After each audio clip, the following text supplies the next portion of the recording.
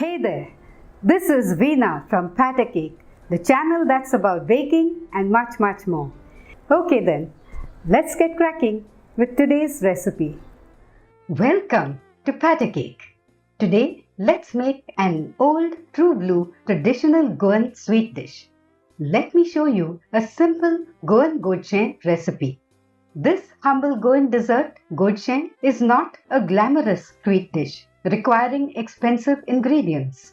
Perhaps it's because it's so simple that sadly it's been forgotten by many. However, godshe is what Goans have been making as a tea time treat for generations. I'm sure it will remind those of you who are Goans of how your mom used to make it for you to enjoy as a child when you came home hungry from school. In my opinion, this delicious, healthy, homegrown dish is worth preserving for future generations. So now, let's rediscover the magic of Goan Godshem right here at Patacake.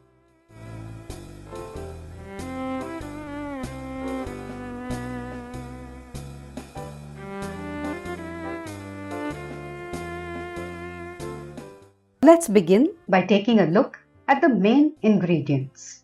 This is half a cup of parboiled rice or idli rice as it is also called that I had washed well and soaked in an equal quantity of water for 2 hours. Instead of parboiled rice, you could use the Goa unpolished rice or your regular daily rice. This is half a cup of chana dal that I had washed with plenty of water and soaked in half a cup of water for 2 hours. We are using both cane and palm jaggery in this recipe, but you could use just cane jaggery instead.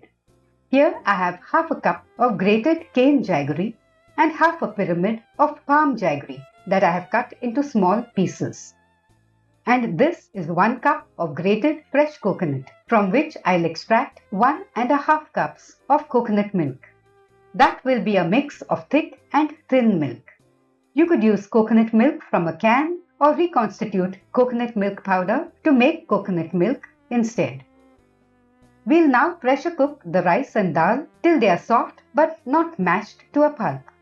Let's transfer both to a cooker vessel along with the water they were soaked in.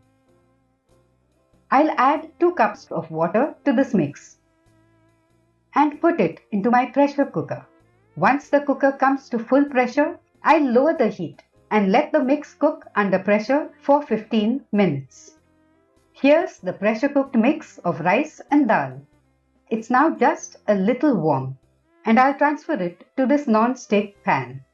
I'll add 1 cup of water to it and cook the mix for 3 to 4 minutes on medium heat.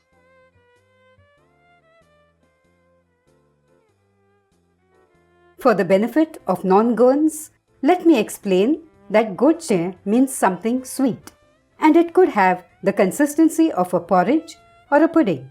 We are making what is called a dry kind of godshe, meaning the pudding kind. Now let's add in both the kinds of jaggery and then stir the mix and cook it for 3 to 4 minutes or till all the jaggery dissolves. Next, I'll add half a teaspoon of salt, 1 teaspoon of ground cardamom and the coconut milk. Let's stir everything and continue cooking the mix till it begins to thicken. At this stage, you could stir in 3 tablespoons of cashew nuts if you want to add them. This is just to make something tasty even tastier.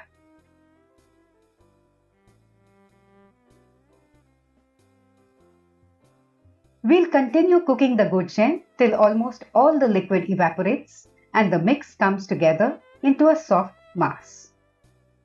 It has taken 20 to 25 minutes from the addition of the coconut milk to get to this stage. Now let's turn off the flame and take the godshe off the stove. Here I have 2 lightly greased plates.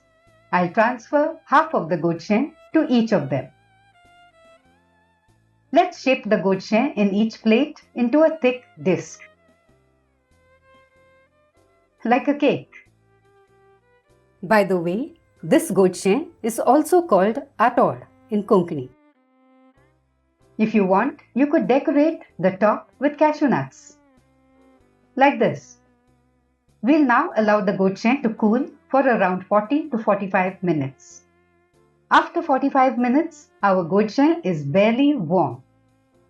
You absolutely have to give this Goan Godshem recipe a shot.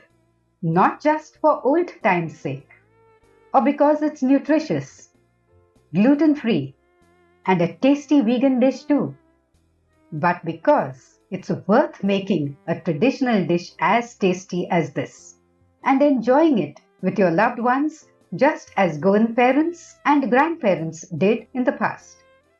Let's cut a slice. I'm telling you, this Goan Godshem is a must-make recipe. It's an easy-peasy and impressive dessert to make. And that's it from me. But do let me know about your godshe memories and your experience of trying out this tasty godshe in your own kitchen. Okay?